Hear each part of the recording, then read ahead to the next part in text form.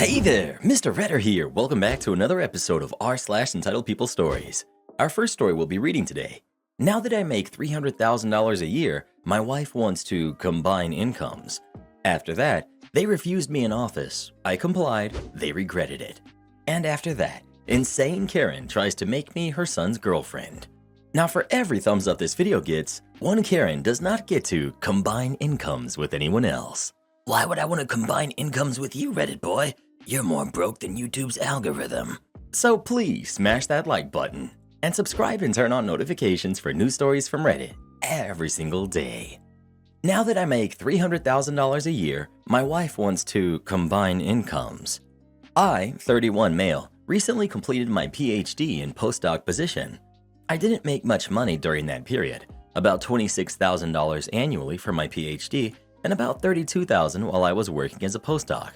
My wife, who's 30, who I married about when I got my PhD, makes a ton more money than I do, or made a ton more money than me.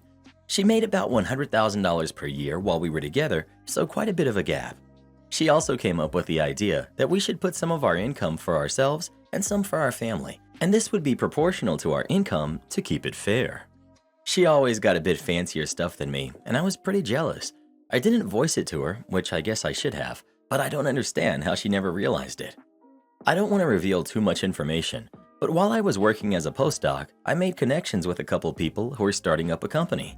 Long story short, last year I made $300,000 without including my stake in the company. It's obviously risky, but I think the risk has paid off for me at least. I did get a Tesla Model S, which I'm entirely paying with my own money, including the insurance, and I'm starting to buy more expensive stuff for me too. And it honestly feels amazing. Now, she's asking if we should just combine our incomes and each get the same amount of our money, which feels like total BS to me. She wants to eat her cake and have it too, and I just said no, she wasn't being fair. She then went on a spiel about equity, which I honestly did not listen to. I mean, she is allowed to make that suggestion, but I'm allowed to say no, right? Am I the jerk? Edit. I pay 3/4 of our bills now. I lived on my own. Housing was paid for by the university when I was a grad student. Holy cow, you're the jerk. First, you wouldn't tell her how you felt about the arrangement. Got angry when she couldn't read your mind. Now you're refusing to even listen to her? You're an adult. Communicate. Not the jerk. But you guys can probably start paying half of the bills each. No more of this proportionate to your income BS. Everyone sucks here. You're married. You have both looked at the other and said, yeah, this is the person I want to spend my life with in a partnership of equals. Then you both have been doing your absolute best to make it as unequal as possible. You're the jerk. You expected your wife to be a mind reader and resented the fact that she bought nicer things than you. If you wanted something you couldn't afford, you could have asked, and if she loved you, she probably would have said no problem. You were working on the PhD and postdoc for what, 8 years? During that time, she supported you, kept a roof over your head and food on the table. She made it possible for you to concentrate on your studies and earn your PhD. The only thing you're going to earn now is a divorce. Hope that's what you want. You're the jerk. Of course you want to hog all of the money now that you're the one making more. Why are men so selfish and greedy when it comes to money? Also, buying yourself a new Tesla? Did you buy her one too? You must be a slave to that ghoul Elon. Figures with how greedy you are. Let me guess. You order everything on Amazon too, instead of supporting local businesses? But yay, my capitalism, right? You could have easily gotten a Civic or something and got your wife something nicer, like a BMW for putting up with all your BS and cheapskateism. Cheapskateism? The good thing is now, when she leaves you, she can take you to the cleaners for alimony with that big boy salary that you got lucky with. You're probably the kind of jerk that makes people call you doctor, even though you're just a rich boy whose parents paid for his schooling. Wish I'd had a rich mommy and dada to buy me a PhD. Instead, I'm stuck working my butt off at Dollar General for $7.50 an hour just to feed my kids McDonald's every night, which I know isn't good for their diabetes, but it's literally all we can afford right now. 90% of my salary goes to paying for daycare so that I can go to work. It's almost like it cancels itself out. And people wonder why we steal from our jobs. Any cash transaction I get, you bet your butt I'm voiding the transaction and pocketing that money. But what would you know about struggles, rich boy? Well, who do you think is the jerk? OP or his wife? Please let us know. Why do I feel like we're at the zoo when we read Reddit comments? They refused me an office. I complied. They regretted it. I got my first grown-up job while I was finishing my bachelor's degree. I was just getting started in a highly technical and emerging field. Very few people back then were doing this kind of work, and I seemed to have an aptitude for it, which is probably why I got a job before I had any credentials. The department I was hired for was brand new and had the potential to take customers from other departments, while also generating net new business. Interestingly, the other departments had been offered the opportunity to start the service themselves, but refused, even actively trying to prevent it from happening. That's the reason I ended up in a malicious compliance situation. The leaders of all the other departments conspired to prevent me from getting an office. I didn't understand at first, because at that age, I didn't imagine professionals did petty, immature things. When I realized what was happening, I knew they'd get exposed if I went along with it. So I happily did my job wherever I could find a place, which often ended up being in the mailroom, where lots of people would notice. I hoped, maybe, that leaders would start to feel guilty or annoyed and change their minds, or they'd be caught by their bosses. Either way, problem solved for me without a fight. Little did I know how well it would go. I started to be well liked by a lot of the leaders because I helped them with their computers. There was one leader who still inexplicably hated me. I never spoke with him, not even one word, but he continued to insist I did not need an office. I wasn't even the level of secretary, according to him, which I took to be a dig at my lack of a degree. I heard about him saying that from a friend who was in the meeting when they talked about changing their minds. It's too bad for them they didn't change their minds, because the president came through the mailroom multiple times and finally stopped, clearly annoyed. "Why don't you work in your office?" That was my golden moment. I had complied politely with not having an office. I sweetly told the president, "I don't have an office." "What? Why not?" "There isn't room. No space available." "According to whom?" "Mr. So-and-so." "But you've been working here for what, 3 months? They could have found space for you by now." Oh, the president was beet red at that point. I just smiled and said my understanding is there is no space. The president literally stomped upstairs to the offices of Mr. So-and-so. I distinctly heard the yelling from downstairs. People outside probably even heard it. The president came and brought me upstairs to the conference room where the leaders were all seated looking down. There was a pile of keys on the table. I was afraid at that point. Was he having me pick someone's office to take? While that might have been sweet revenge, it wouldn't have been good for my working relationships with any of them. But no, she handed me a key to the conference room and said, "This is your office." She scooped up the rest of the keys, which I learned later were all of their copies of the key to the conference room, and said, "Your office is the largest office on campus, even bigger than mine. Enjoy." And she walked out. That was probably the best drop the mic moment I've ever seen in my life, and the story ends with my compliance not only winning me that office, but all the other leaders, except Mr. So-and-so, becoming great colleagues. Edit, follow up. I mentioned in the comments that there was another chapter to this story that I guess sort of puts a bow on it. One sunny day, about 6 months later, Mr. So-and-so passed me on the stairs outside the building. I was leaving and said good morning to him. We were the only two people, or so I thought. I wouldn't pass by a coworker like that without a polite greeting. I was in my office, quietly analyzing some data about an hour later, when, once again, the furiously red-faced president stormed into my office. I swear she was 12 feet tall in her anger. She demanded, "What's going on with you and Mr. So-and-so?" My heart was racing at probably 150 beats per minute, and I couldn't comprehend her question. "What do you mean, what's going on? I have no idea what you're talking about."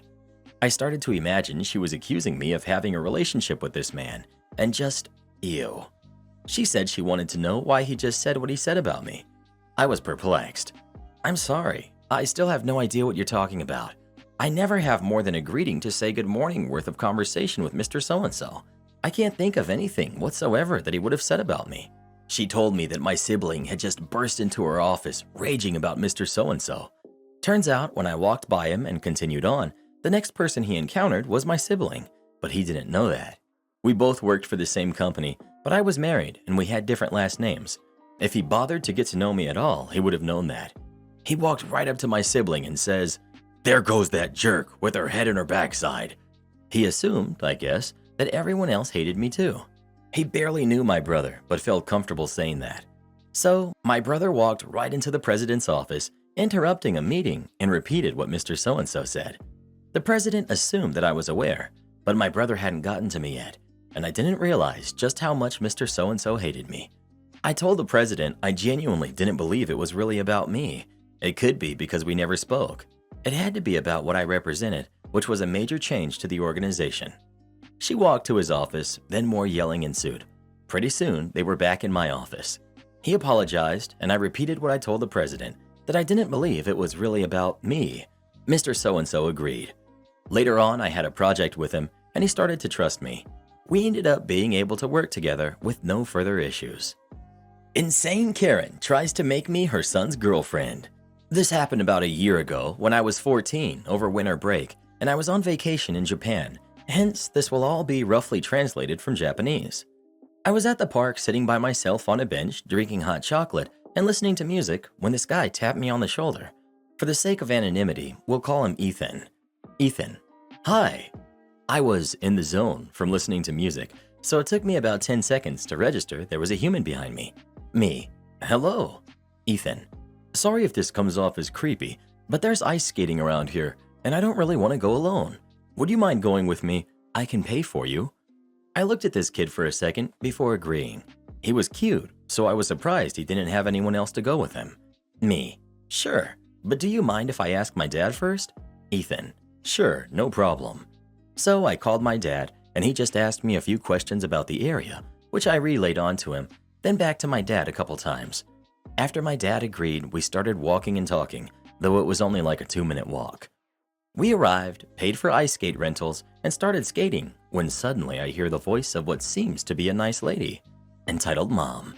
Ethan, sweetie, you forgot your gloves. She started running over to him, so I decided to do a lap to let them talk for a second when I hear Ethan yell to me. Ethan. Mitsuki, come meet my mom. Me. Sure. I skated over, and as I did, I noticed he was whispering something to her. So then I skated over, and she just kind of looked at me.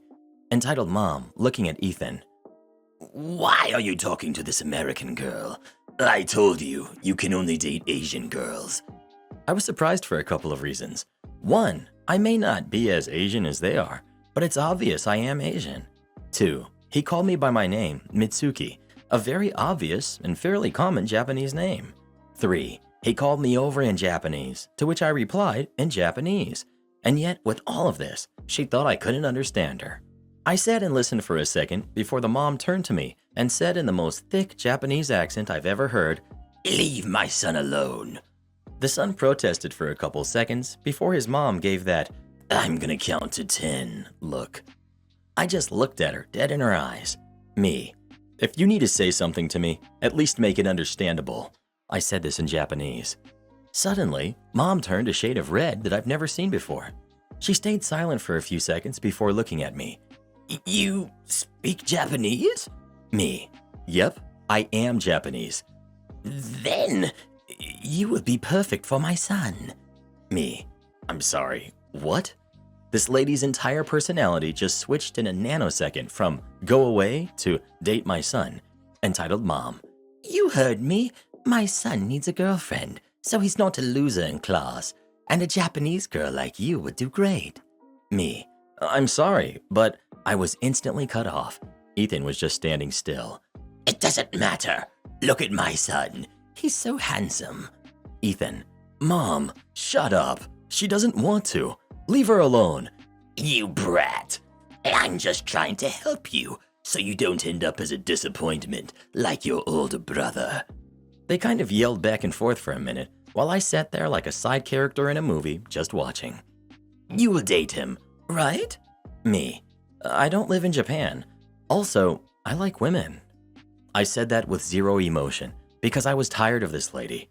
No more words were exchanged. Ethan was dragged away while apologizing and telling me to just return the skates when I was done. Am I the jerk for refusing to change our custody agreement? My ex and I share 50-50 custody of our son, who's 9. Basically, we have him every other week. She also has a 5-year-old from her second marriage. They're divorced too, and the divorce arrangement is like ours, except she gets the 5-year-old on the week that I have the 9-year-old. Her second ex-husband refused to work around our custody agreement, so my ex asked me to change ours. This is a huge deal, and the reality is that I cannot just sign off on it. If I just say okay, then she'll start asking for more accommodations at my expense. I told her to think about what she's going to offer me to go along with this plan. She got mad that I wouldn't just do it. Honestly, if she would have offered me something like an extra holiday, then I'd just go along with it. She even said that she wasn't going to pay my legal fees because a judge has to sign off on any custody changes in our state. Now she's upset, and I don't care. Edit. Both boys are just as happy being together than not. Why? Because they both get to have their parent all to themselves, and my relationship with my son is more important than with his brother. I work in a family law office, and dealing with jerks like you is the worst part of the job by far. Instead of doing what's in the best interest for your kids, like preserving a healthy co-parenting relationship that will make your kids' lives materially better, you're choosing to be a major jerk. Worst of all, it's the kids that usually suffer the most when you have a parent being a grade A jerk like you are. You're the jerk all the way. Your "forget you, got mine" attitude disgusts me. I'm sort of curious about one thing, as I don't know family practice. If OP continues to be obstinate, doesn't the ex have the option to petition the court for a change in the custody agreement? Seems to me that if that is so, then OP is setting himself up for some unneeded legal fees down the road. In most states, yes, she could also use this thread to show the judge his attitude. You're the jerk. Your son should be growing up with his sibling. He's a human being, not a bargaining chip. Your relationship with your son is more important than his relationship with his brother? Read that back to yourself, OP. Hard, you're the jerk. Instead of trying to establish a healthy co-parenting dynamic, you're just doing this to be petty. And I bet you're doing it so your ex doesn't have a week off. This isn't a competition. Let your son spend time with his brother. There will come a day where you need your ex's support. This is very short-sighted. You're the jerk. My parents were divorced, and I distinctly remember my dad being a jerk. And there was a period of time my brother would be with my dad, and I would be with my mom. And then we would switch, and I never got to see my brother. I hated my dad for it. You sound just like him, a narcissistic jerk who only cares about yourself, and your son will resent you and not have much of a relationship with you as an adult. Not the jerk. Look, man, you don't have to change any custody agreement just because she's pressuring you to do so. If the roles were flipped and you were the mother and the father was the one trying to pressure you into changing custody so he could have a full week away from both of his kids, all these Reddit fools would be siding with you, saying to not let him pressure and control you. You're honestly doing her a favor by not switching up. If you did switch weeks and she had a whole week off to herself, she'd be popping out another kid before you know it, and based on her relationship history, it would only be a matter of time until man number 3 splits on her too. You can only stay with a train wreck of a person for so long, as you and her second husband realized. Then, she'd have 3 kids that she wants to get rid of instead of 2. Next time she gets a serious boyfriend, if you get the chance, try to let him know what kind of a person she is. The last thing you want is for another innocent dude to end up tied to this crazy like you and her other ex-husband. And to all you Reddit morons who are calling this guy the jerk, I hope you're in the same situation one day. Then again, with the lack of spine that most of you have, you probably would just do whatever she tells you to. Weakness is hilarious. Well, who do you think is the jerk? OP or his ex? Please let us know. Am I the jerk for throwing my wife a birthday party and upsetting my mom? My wife and I are currently staying with my parents because we just couldn't afford the cost of living in this area. We're both currently looking for better jobs and/or something cheaper, but it is what it is right now. My mom and wife share a birthday, and there aren't words for how much my mom hates this. There was lots of whining in the beginning, jokes about "can I just get a new girlfriend?" And as of right now, she does her best to avoid my wife the entire week of the shared birthday. Outside of that, she is a decent mother-in-law, mostly pleasant to her, but their relationship is surface level, and they could both do without the other. My mom is currently at home recovering from surgery with a torn ACL, so she isn't doing much this year, though my dad got her cakes, food, and easily $1,000 worth of presents. My wife has been feeling pretty down due to our living situation and some external factors, and I wanted to cheer her up. I asked my dad if we could have some people over. He said yes, but to be fair, I didn't specify it was for a birthday party. I'm not sure he even remembered it was my wife's birthday, as he's totally disinterested in her, and he was in the middle of doing stuff for my mom, who was acting very princessy about her surgery. I invited our closest friends and set up a nice little party for my wife. At some point, my mom did calm down and realize what was going on. I saw her look at the decorations and the cake, and she looked upset. My dad quickly ushered her away and promised that they would go out when she was better, but she said it wouldn't count. My dad came back out and muttered to me that I'm a jerk for doing this and called me insensitive and a mooch. He came out an hour later and shut the party down as he claimed we were being too loud. I don't think we were, but it was getting late, so I didn't mind too much. My wife loved it and had a great birthday. I fully intended on cleaning up myself, but was too tired to do it that night. My mom came down in the morning and saw the thing still up and got upset again. I was in the process of cleaning it and told her not to worry, that I would take care of it. She just glared at me and stormed off. My dad came back down and lost it on me for throwing it in my mom's face that my wife got a birthday party and she didn't, and told me he can't stand me and can't wait for us to leave. I told him they're both being crazy, and my mom doesn't own the date. He shot back that I tricked him as he didn't realize it was a birthday party, to which I laughed and said maybe he should know his own daughter-in-law a bit better. He complained to some family, and now my aunt and her husband are calling me a jerk as well. ETA, to be clear about the mess, my mom only cared because she saw the birthday stuff. She's never in her life cared about a mess. She once threw a handful of glitter in her own living room. I only brought it up to let her know I wasn't planning on leaving it for the housekeeper, as I thought that would be disrespectful. I'm sorry, I disagree with a lot of these people. Not the jerk. Your wife can celebrate her birthday. Your mom doesn't own the date just because she was born first. Like, do people think it's okay for the mom to have always had this problem? You can live with us, but pretend it's not her birthday? I'm just genuinely confused why people are mad at OP when the mom clearly has had issues forever. You need to respect your mother by pretending it's not your wife's birthday, or spend more money by using an outside venue.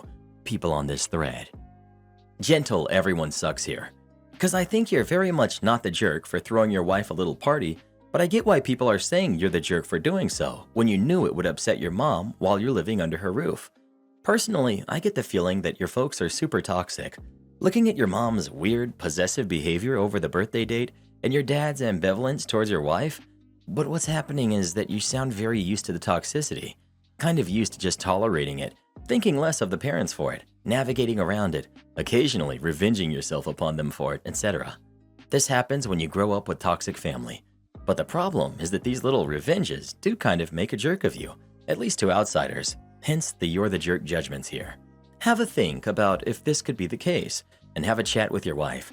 Think about whether the financial benefits of staying with your folks are really worth turning you into the kind of people who willfully do things that you know will upset the very people who are putting a roof over your head. You're the jerk. You intentionally asked your dad for permission and chose to be vague because you knew your mom would be displeased. Your mom, who's recovering from major surgery too, whose birthday it also was literally every restaurant in your city or town or within driving distance in nearby cities and towns closed. It's their house, so you need to grow up and show some respect. Well, who do you think is the jerk? OP or his parents? Please let us know. I don't think OP did this to be petty. I think he did it to have a great little birthday party for his wife. His mom sounds like she's got some real issues. But maybe there's more to this story than we're hearing. Maybe there's a reason why she dislikes her daughter-in-law so much. Am I the jerk for letting him and his guy friend be stranded in another city and refusing to pay for their plane tickets to get home? My fiancé, 33 male, has a guy best friend that he's known for 16 years. He has cancer and is terminal.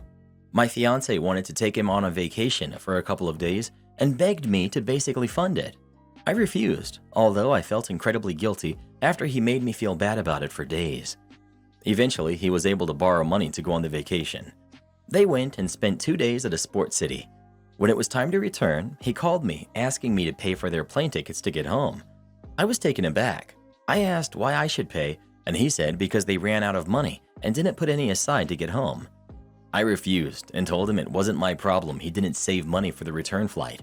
He started arguing with me, saying I can't let them be stranded in another city when I have the means to help, especially after I refused to help fund the vacation. I said no and that he needed to deal with it on his own. He didn't stop texting me and trying to get me to pay.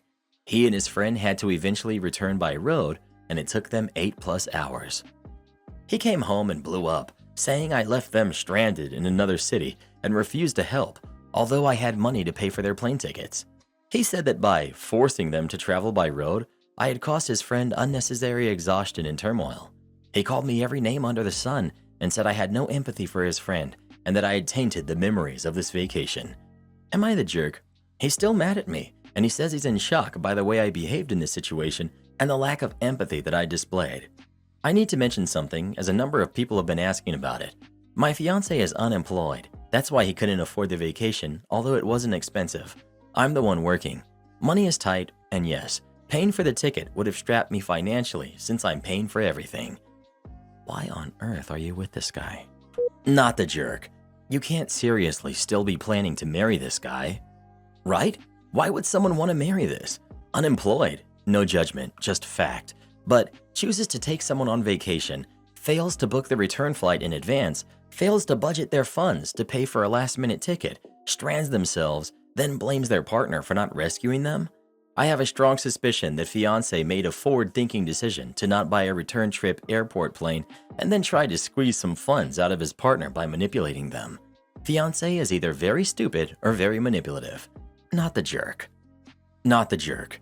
You're not the Make-A-Wish Foundation. If your husband wants to help his friend enjoy his time left, then he needs to fund it. And if he can't, then he needs to find things to do that he can afford. It's not your problem, nor your friend. Not the jerk. Please don't expect him to change when you marry him, because he won't. Do you really want to marry someone this irresponsible? You will constantly get blamed for every problem that he's created.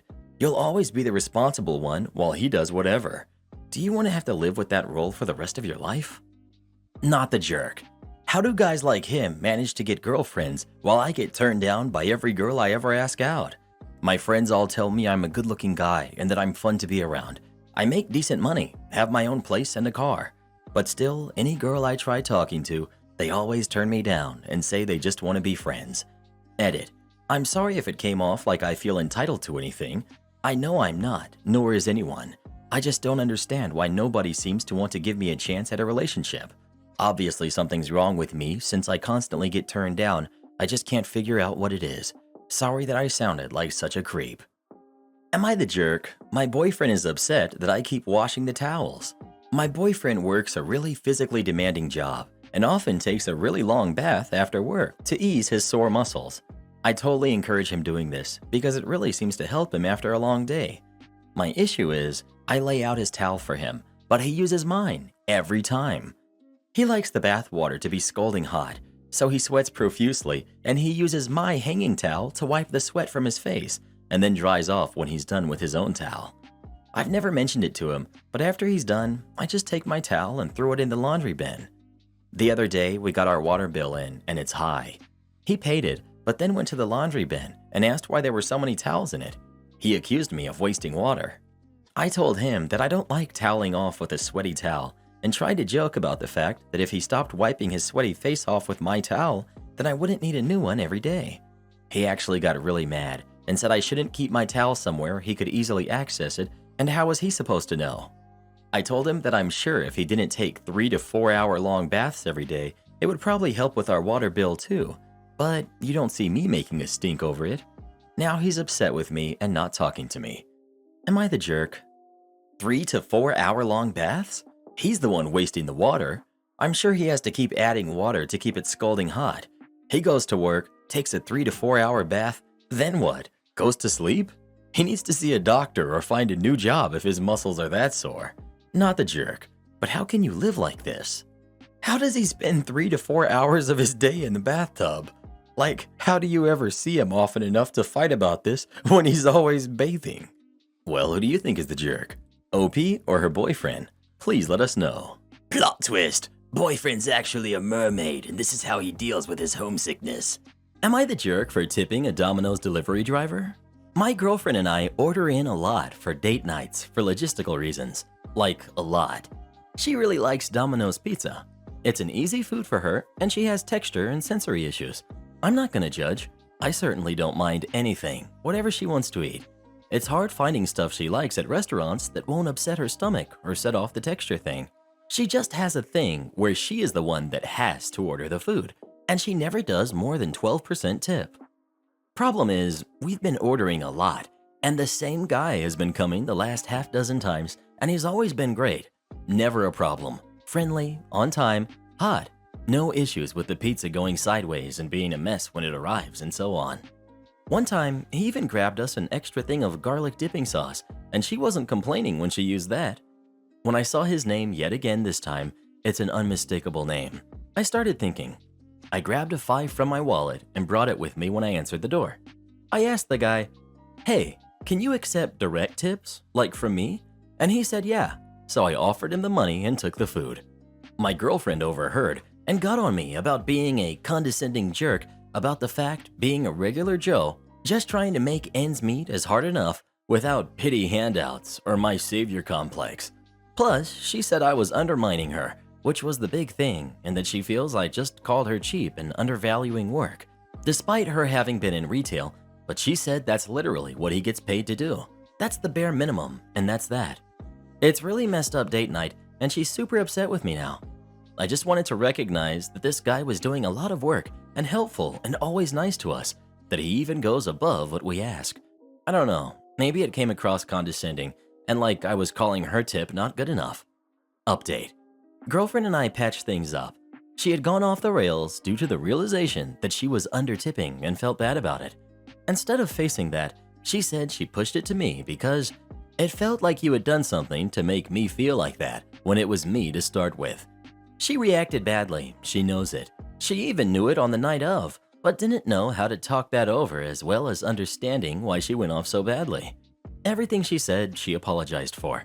She grew up hearing her dad talk about tipping like that and didn't think she'd let it get to her. She said, "It was like every time I opened my mouth, my dad's words came out." She's ashamed and appalled by the things she said. I pointed out some of the things you all mentioned, definitely not the ones where you guys call their names though. Especially the ones about wages. She had no idea that the wages changed on the road, how little reimbursement there was, and never considered the wear and tear aspect. She's also going to talk to her doctor about where to start with a potential ARFID diagnosis, or at least just looking into it, even if it's not specifically that. First things first though, our next delivery is getting a hefty tip, so are the rest. Support our channel by joining as a member today, and we'll give you a shout out in our next video. Or come watch this video next. You won't believe what Karen does in that one.